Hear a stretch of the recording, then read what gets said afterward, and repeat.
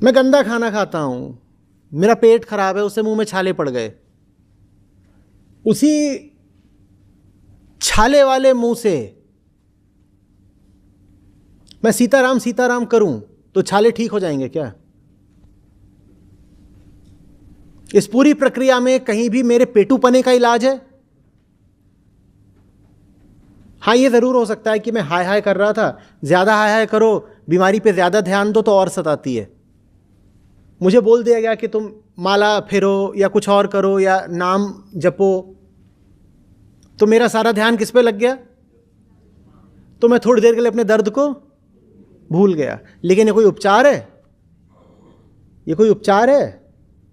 थोड़ी देर में फिर भाग रहा हूं, छोला भटूरा कहां रखा है। कोई भी विधि सही नहीं होती और सब विधियां सही हो सकती हैं। आत्मज्ञान के साथ सब विधियां काम कर जाती हैं, बिना आत्मज्ञान के कोई विधि काम नहीं करती। इसको ऐसे कहा जाता है, समझिएगा। आत्मज्ञान की सही विधि वही है जो आत्मज्ञान से ही निकले। ध्यान की सही विधि वही है जो ध्यान से ही निकले। अगर ध्यान नहीं था तो तुम विधि कैसे पकड़ लाए?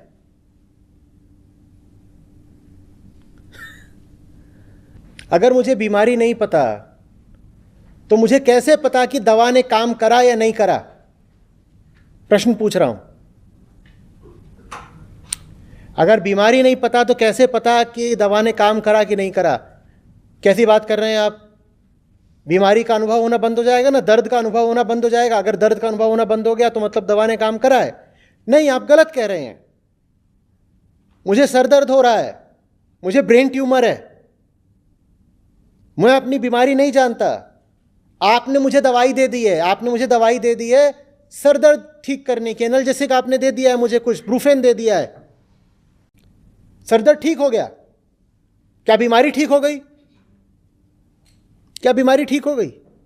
तो दवाई ठीक है या नहीं, इसके लिए मुझे सबसे पहले क्या पता होना चाहिए? बीमारी क्या है।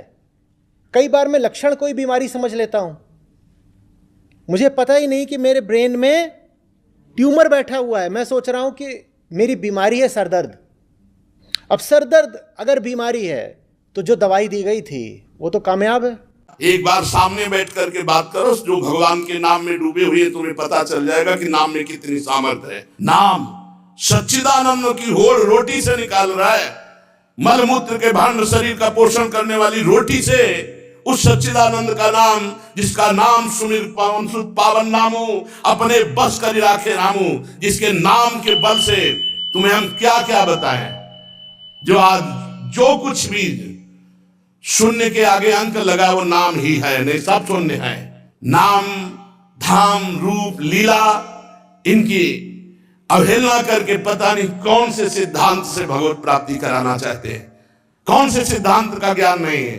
अष्टांग योग, सांख्य योग, कर्म योग, भक्ति योग, यही तो योग है। बचपन से इन्हीं योगों में तो धूल धूसरित हुए, तब हम बोल रहे हैं राधा राधा राधा राधा। रोटी रोटी कहने से तुम्हारा पेट नहीं भर जाएगा, लेकिन राम राम कहने से जन्म जन्म की भूख ना मिट जाए तो मुझे बता दो। जन्म जन्म की भूख मिट जाएगी। कैसे बात? तुलसी जाके मुख से धो क्यों निकसत राम, ताके पक्की पगतली मोरे तनु की जाम।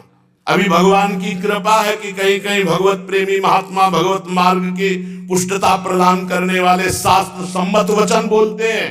शास्त्र के वाक्य बोलने पर मौन और निराश, उदास, हताश व्यक्ति के हृदय में भगवत प्राप्ति की लालसा पैदा हो जाए, ताली बजाने की हिम्मत ना हो।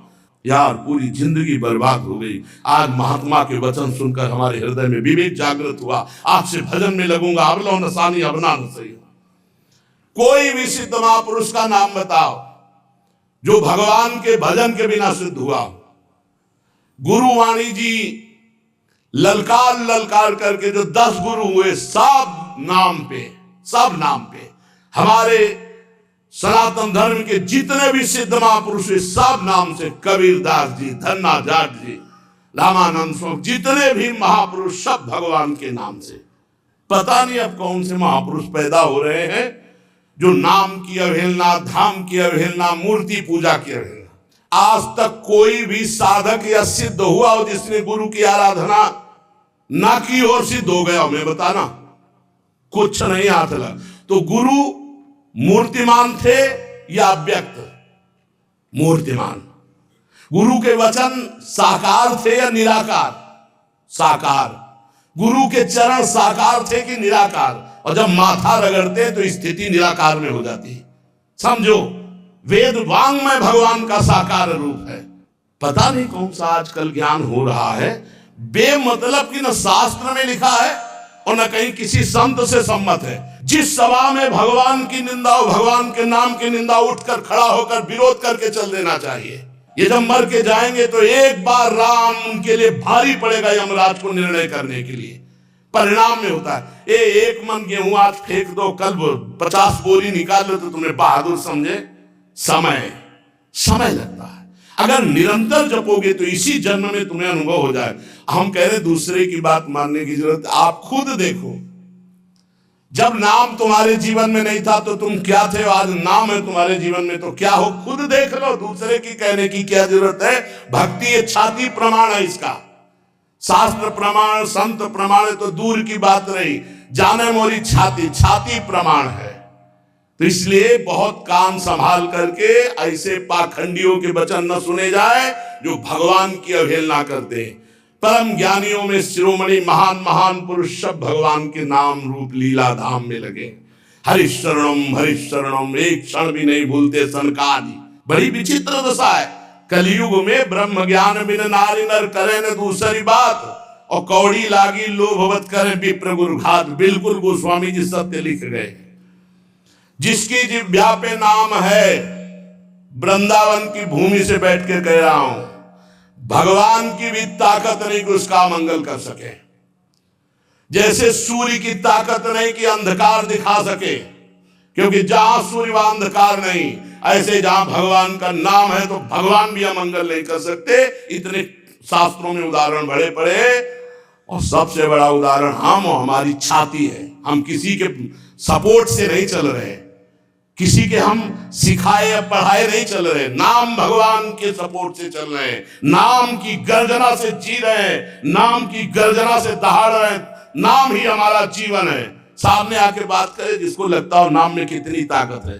नाम ही हमारा जीवन है, नाम ही हमारा सर्वस्व है। हमें कोई गति नहीं चाहिए, बस हमारे हृदय से नाम चलता रहे। बस पूज्य भाई जी हनुमान प्रसाद पोद्दार जी की परम कृपा, उन्होंने ऐसा ठास के नाम भरा।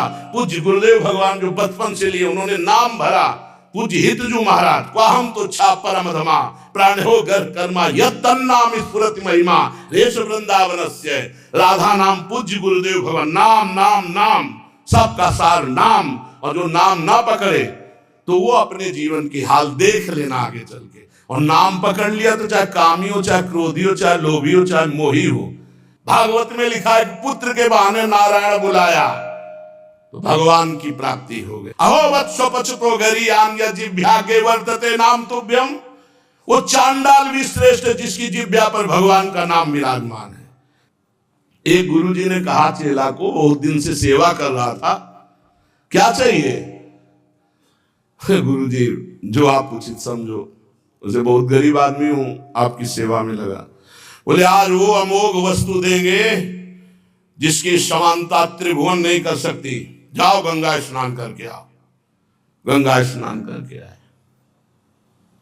बोले बेटा राम राम राम, किसी से कहना नहीं, बहुत गुप्त चीज, अमूल्य वस्तु। गुरुजी राम राम राम, किसी से कहना नहीं। क्या दिया? चुपचाप अंदर अंदर जपना। जी